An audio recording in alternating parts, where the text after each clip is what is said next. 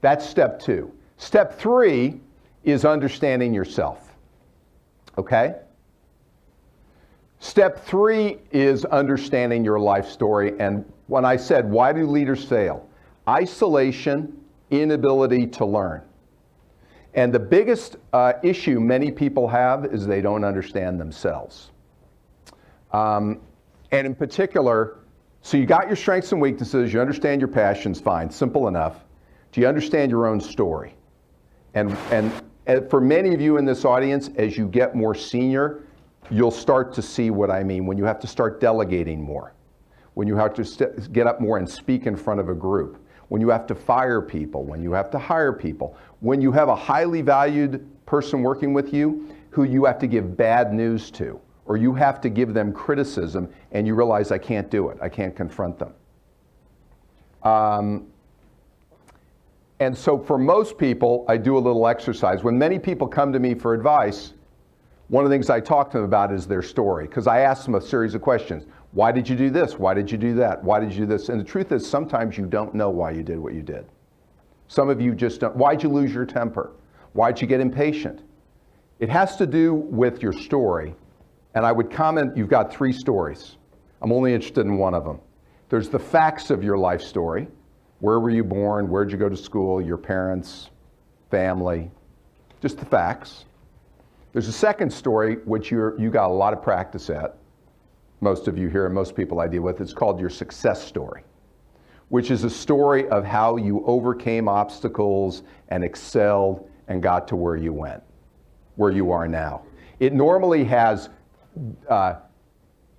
drawbacks, it has failures, it has terrible things that happened to you and you said, I will not stand for that, I will overcome that, and I decided right then I was going to do this, and then I went and I did it. And you're going to cry. It's such a inspiring story. And you walk right in here to Google with that resume, and you told that story, and they said, you belong here. And you said, I guess I do. Okay, here's the little problem. There's a third story. This is not one that you're telling in your job interview. And this I would call is your failure narrative. And every one of you has got one. And I know this because I've dealt with people at all levels, and I've got one, several. And this is a story that is based on the same facts of your life. It's about, by the way, most of you, how many of you have been fired? So this is interesting, very few of you. But if I talk to a normal group of people out there, especially entrepreneurs, you'd be shocked how many of them have been fired or believe they've been mistreated or had an injustice done to them. Now, if many of you feel like you haven't had an injustice done to you, just wait, you will. All of us do. By the way, injustice happens. The key is, though, for most people, it feeds into your childhood, maybe events growing up, injustice that happens to you, maybe a difficult boss, feeds into your self-doubt. And all of you have a narrative that's in your head, whether you're aware of it or not right now, that says, I'm not good enough, I can't do this, I doubt that I'll ever be a blank at Google, I don't think I can. And if you don't think you've got it, let me give you an assignment. Write down your failure narrative. I go through it at length in the book. And the reason I urge people to write this down, this is the one that isn't politically correct to talk about. You're not sharing it. You're not sharing it with your peers. Most of us wear a mask every day, but we have a self-doubt about something. And I might ask it to you this way. What's your biggest fear?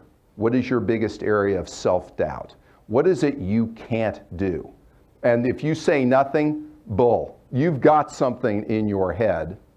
And for many people, they're not even aware that it's in their head. But I can tell you it's affecting what you do every day. It's affecting your ability to reach your potential.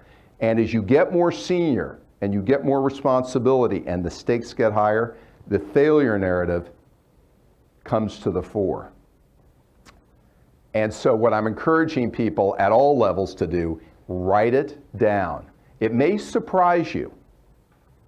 It may be as simple as talking about injustices in your life. You know, coach that was difficult, anything. But why do people fail? Why do people fail to get feedback? Why do they fail to be able to understand their passions? Why don't they go for it when they see something they want to do? Why do they keep quiet when they should speak up and act like owners? Normally, it's doubt. What is that doubt for you? Can you write it down? Are you aware of it? Okay?